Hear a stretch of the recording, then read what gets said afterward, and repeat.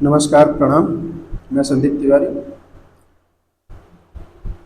आप सब जान रहे हैं कि इस समय देश में माहौल गर्म है, क्योंकि 140 करोड़ लोगों के भावनाओं के साथ खिलवाड़ हुआ है।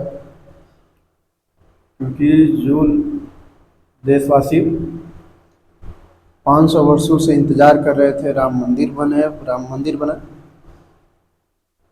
राम मंदिर बन गया।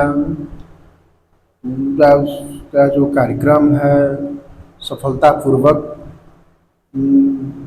कार्यक्रम हुआ। परंतु अब मामला आया है कि राम मंदिर से जो दान हम अपने प्रभु के चरणों में समर्पित करते थे, उसमें चोरी हुआ है। हालांकि चोरी हुआ है, चोरी कौन किया है और चोरी कैसे हुआ है, क्योंकि राम मंदिर में हर जगहों पे सीसीटीवी, इतनी भारी भरकम सुरक्षा के साथ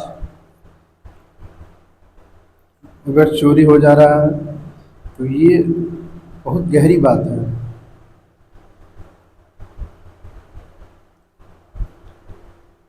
जबकि प्रदेश के मुखिया योगी आदित्यनाथ ने उसकी जांच के लिए कमेटी बनाई, जांच हुई। जो चोरी किए उनके नाम भी सामने आए, पर अभी तक कार्रवाई कोई नहीं हुआ है। अभी तक कोई पुष्टि भी नहीं हुआ है कि हाँ ये चोरी में सम्मिलित थे। हालांकि सभी लोगों का कहना है कि जो चंपत राय है वहाँ के मुख्य, नाम उनका है, क्योंकि उनके घर से किसी राम भक्त द्वारा दिया हुआ काकभुसुंडी महाराज का जो चांदी की प्रतिमा थी वो उनके घर से बरामद हुई है। तो मुख्यमंत्री अभी तक इस पे कोई बयान नहीं दिए हैं, या वो इस मामले से अपना हाथ बिल्कुल बचाना चाहते हो। क्योंकि कारण ये है कि जो भाजपा राम के नाम पे लगातार चुनावी रैलियाँ, चुनावी प्रचार, चुनाव जीत रही है, हर एक कोई छोटा सा नुक्कड़ सभा भी करती है तो वहाँ एक बार चर्चा जरूर होता है कि हमने 500 वर्षों को तोड़ा है, रामलला को हमने स्थापित किया है, रामलला का मंदिर हमने बनवाया है। बहुत अच्छी कार्य है, बिल्कुल कहना चाहिए। क्या है कि अगर हम कोई कार्य करते हैं तो वो उसके बारे में प्रचार प्रसार करने का हमें पूरा अधिकार है।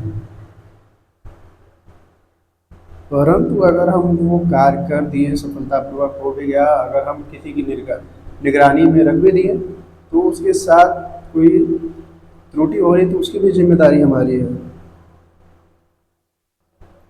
आपने इतनी चुनावी, इतनी रैलियाँ की, सारे जगहों पे चुनाव आप जीत रहे हैं सिर्फ राम नाम के भरोसे, और आज राम के दरबार में चोरी हुआ है तो आप आज मौन है, कोई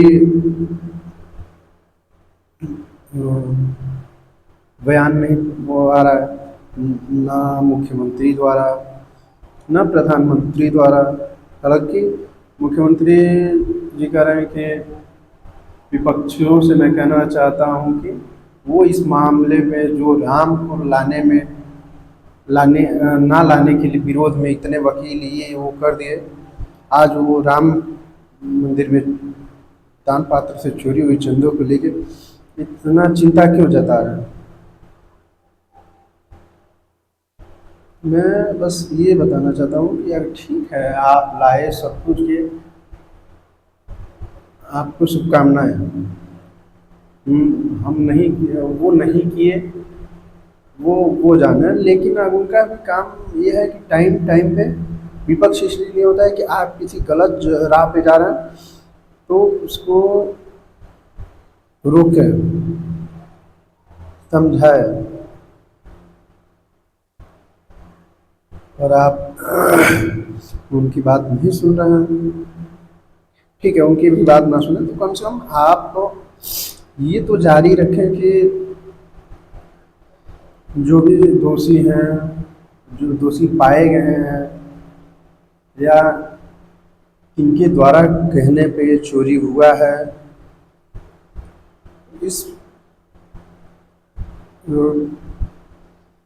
इसको एकदम गहराई से जांच करें और देखें, आप स्वयं देखें कि कहाँ क्या त्रुटि हुई है। जो चोरी किया है, जो करवाया है, उस पर कड़ी से कड़ी सजा दें, अन्यथा वो मंदिर, एक तो आप लोग उसे ट्रस्ट पे चलाते हैं,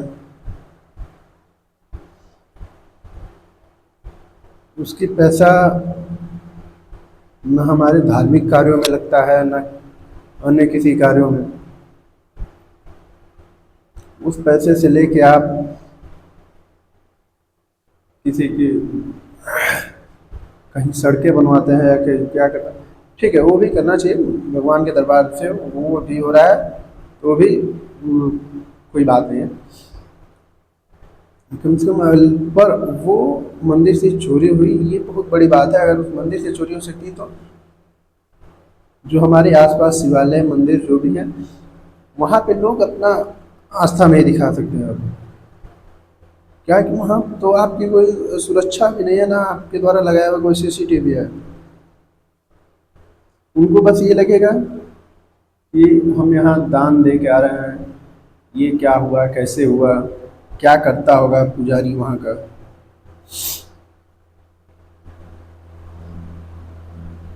ये एक छोटी सी बात नहीं रही है राम मंदिर चोरी की। आप अगर उनके नाव के भरोसे आप अपनी नाव चला रहे हैं तो कम से कम उनके नाव का भी तो लाज रखिए। जांच करवाइए, देखिए, क्योंकि पूरी अयोध्या इस समय आग बबूला हो चुका है। हालांकि पूरी अयोध्या की बात नहीं, पूरे देश में इस समय बवाल चल रहा है कि राम मंदिर में चोरी हुआ तो हुआ कैसे, किसके कहने पे हुआ, चोरी करने वाला कौन है। और हमें आशा भी है कि जो मुख्यमंत्री कहते हैं कि हमारा राजा तो सिर्फ एक है, राजा राम, तो उनके रहते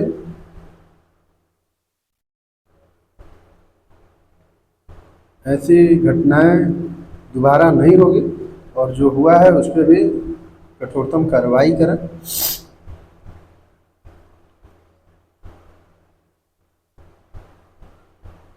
क्योंकि हिंदुओं के आत्मा, भावना और श्रद्धा सब वहाँ बसता है, और उनके साथ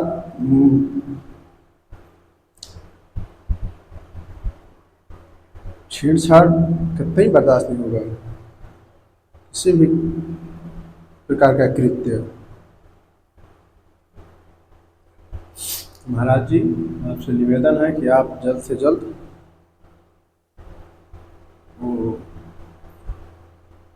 कठोरतम कदम उठाएं और जल्द से जल्द न्याय करें। जय हिंद, जय भारत, जय श्री राम।